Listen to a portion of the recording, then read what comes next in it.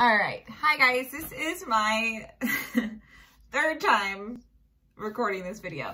And that's because I'm doing it for two reasons. I am doing it because I think that there's a lot of people out there that say on Thanksgiving and on the holidays and all that stuff that you should be able to eat whatever you want and not worry about anything.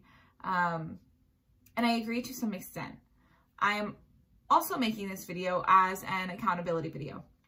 I have a lot of work to do myself as well.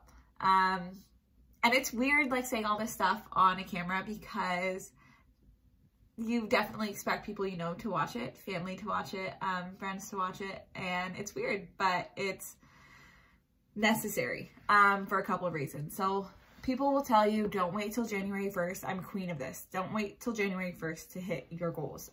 Start today.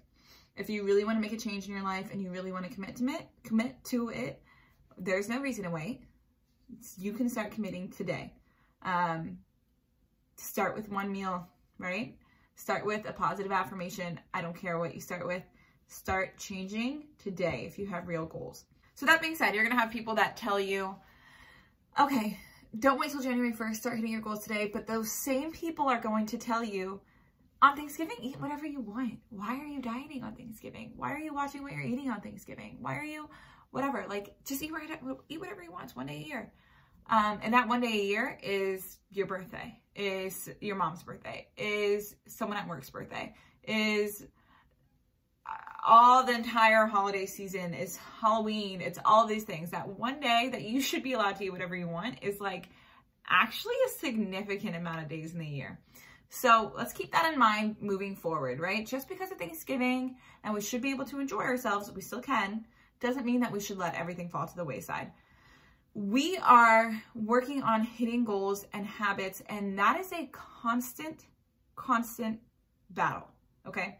If we are overcoming binge eating, overcoming overeating, if we are overcoming even like anorexia or anything like that, orthorexia, not eating, if we're overcoming anything like that, it's a constant battle. It doesn't end. It doesn't stop. It doesn't take a pause on Thanksgiving Day. So I want to give you guys 5 tips to stay on track. On track, I use lightly, right? Because it, like I said, it's a lifestyle change, but to stay mentally aware and focused and good on Thanksgiving Day. Okay. And feeling good, because it just does not feel good to go into a full binge on Thanksgiving when you know that that's an issue that you're battling and trying to overcome. Now, it's fine for someone who feels really good in their body and has great eating habits, and Thanksgiving won't set them back for any reason. That's fine. But the chances are is if you're watching this video, you're not that person with really good habits that doesn't need any help, right? And I'm not that person with perfect habits all the time that doesn't need any help. So I need to make sure that I'm consciously working on my goals, even on Thanksgiving Day, because if I go into a full binge on Thanksgiving Day, I'm not going to feel good. I'm not going to have fun with my family. And I am not going to be like, oh, it was Thanksgiving, it's okay. No, the next day, I'm not going to feel that way. Probably that night, I won't even feel that way. I'll feel bad as I'm eating, honestly. As if I'm overeating to an unnatural extent or a binging extent, I'm going to feel terrible. So in that moment, and we don't want to feel that way either. So here are 5 tips to make sure that we don't get there and that we're still working towards our goals.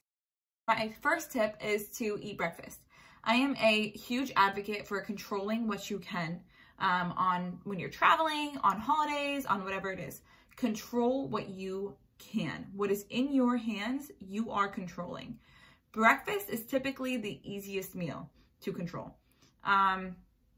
So control breakfast, eat it. But keep it lean, keep it clean, keep it fueling, right? Something that feels good. If you know that, you know, waffles are okay sometimes, but if you know that they make you feel heavy or whatever, maybe don't eat them on Thanksgiving Day. Keep it to like whatever makes you feel best. I like to, you know, have oatmeal. I like to have eggs. Things like that are typically really nourishing. I feel satisfied and I can move on and move. So start your day with breakfast. It is not worth it to not eat anything until dinner time, because by that point you just feel like you haven't eaten anything and you deserve to eat, overeat, binge eat, right? That's what leads to binges. So and overeating. So we want to make sure we're not in that mindset, not in the mindset of, okay, I can eat whatever I want because I didn't eat breakfast. So Tip 1, eat breakfast. Tip 2, distract yourself between breakfast and dinner time.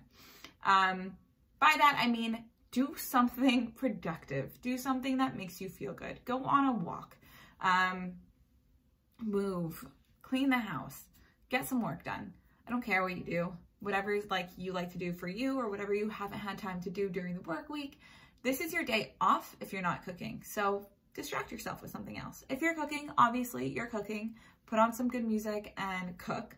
Maybe don't eat too much while you're cooking, but cook. But either way, distract yourself between breakfast and dinner time with something that you need to do anyways. Just reposition this. Tip 3, once you are at dinner or once you have set out the food on the table, I want you guys to take a look at everything on the table. Survey the food. See what there is. If there's turkey, stuffing, gravy, sweet potato casserole, cornbread, green bean casserole, really survey everything. See what you really enjoy.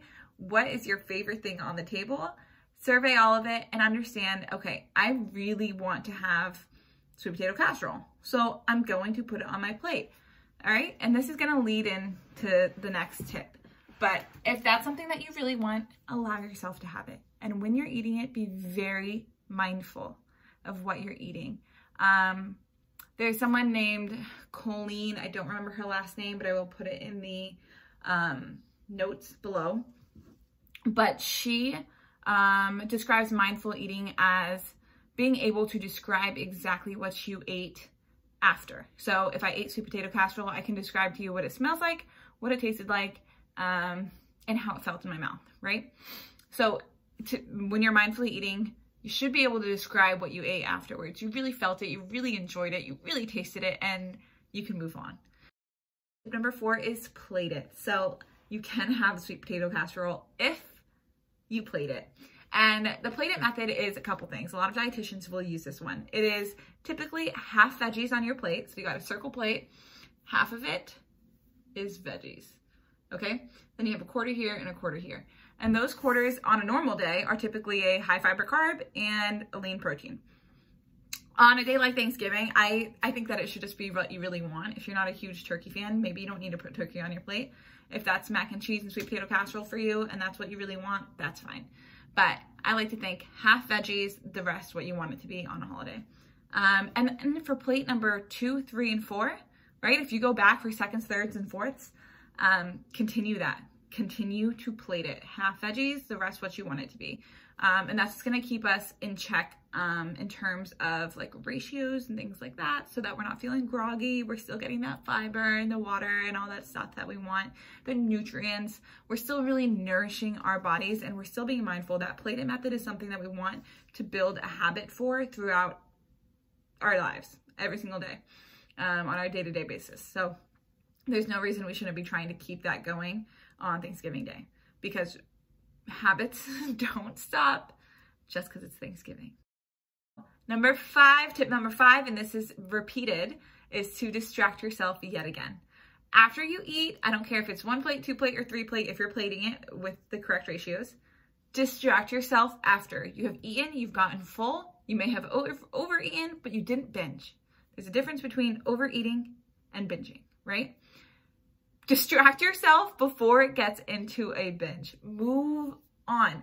This is where accountability comes in. This is why I'm saying this on a camera and putting it on YouTube for one person to watch or for more to watch. It's for me and for you and for everybody. But I am queen of not distracting myself after I eat, of sitting in front of that table and just like grazing at everything throughout all of it. And I don't know why, but I just do it. So tip 5 is to distract yourself, whether that's getting up and cleaning the kitchen, whether that's getting up and playing a game, getting up and watching a football game. Even if you don't like football, you're still gonna feel better distracting yourself than you will sitting in front of that food for hours and eating nonstop. Like, that is not gonna feel good. So get up and distract yourself. And when it comes to dessert, it's very similar. Obviously, you're gonna plate it, but you're not gonna plate it with half veggies, right? You're just gonna eat the dessert that you really want to have. You're gonna be very mindful of it when you eat it, and then you're gonna move on and distract yourself afterwards. Distracting yourself is probably the biggest tip for somebody who tends to overeat. Move away, stop grazing. If it's not on your plate, it's not in your mouth. Out of sight, out of stomach. End of story. And if it's not on your plate, it's not in your mouth. You're not picking it off the tray. You're not whatever. Out of sight, out of mind, not on your plate, not in your stomach. Move on. Those are my tips for Thanksgiving. I hope it helped. I'm really curious to hear your thoughts. So if you have any, feel free to leave them in the comments below.